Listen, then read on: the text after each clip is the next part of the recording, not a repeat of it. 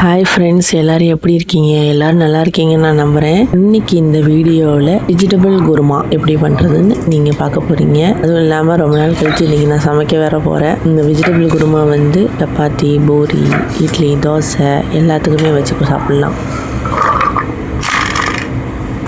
குக்கரில் தேவையான அளவு எண்ணெய் விட்டுக்கங்க.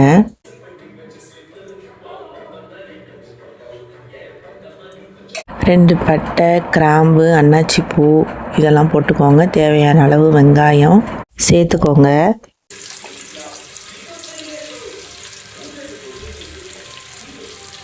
வெங்காயம் சீக்கிரமாக வதங்கிறதுக்கு தேவையான அளவு உப்பு போட்டுக்கோங்க. வெங்காயம் கொஞ்சம் வதங்கினதும் அது கூட இஞ்சி பூண்டு பேஸ்ட்டு சேர்த்துக்கோங்க.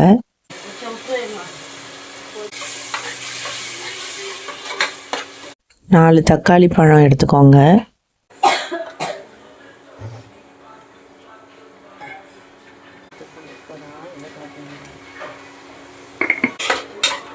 தக்காளி நல்லா வெந்ததும் அது கூட புதினாவை தூவிக்கோங்க. இப்போது நறுக்கி வச்சுருக்க கேரட்டு, பீன்ஸு, உருளைக்கிழங்கு இதெல்லாம் சேர்த்துக்கோங்க.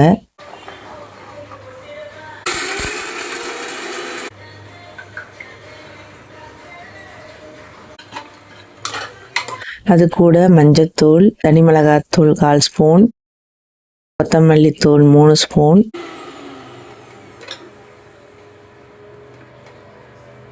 கரம் மசாலா தேவையான அளவு, ஆச்சி குழம்பு தூள் கொஞ்சம், இதெல்லாம் சேர்த்து நல்லா கிளறிக்கோங்க. தேங்காயோடு சேர்த்து சீரகம், சோம்பு, கசகசா, பொட்டுக்கடலை, முந்திரி பருப்புன்னு சேர்த்து நல்லா பேஸ்ட்டாக அரைச்சி அதையும் சேர்த்துக்கோங்க. அது கூட நல்லா தேவையான அளவு, உங்களுக்கு கொஜ்ஜாக வேணும்னாலும் தண்ணியாக வேணும்னாலும் தேவையான அளவு தண்ணி ஊற்றிக்கோங்க. குழம்பு நல்லா கொதி வந்ததும் அது கூட கொத்தமல்லி தலையை தூவி குக்கரை மூடி போட்டு 2 விசில் விட்டுக்கோங்க. 2 விசில் வந்ததும் வெஜிடபிள் குருமா ரெடி.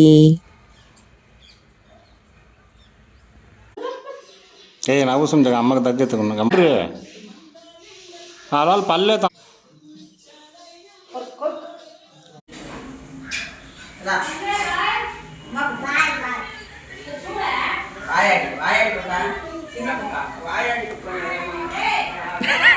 அழகுங்க நவிக்கிந்தா போமி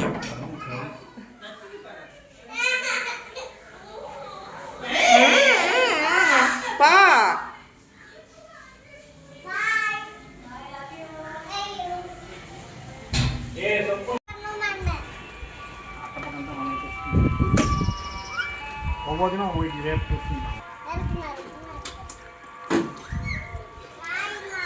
Bye.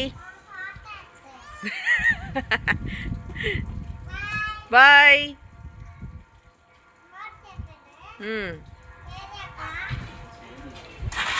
ஏடியில் போடுச்சுடா. ஓகே பாய்.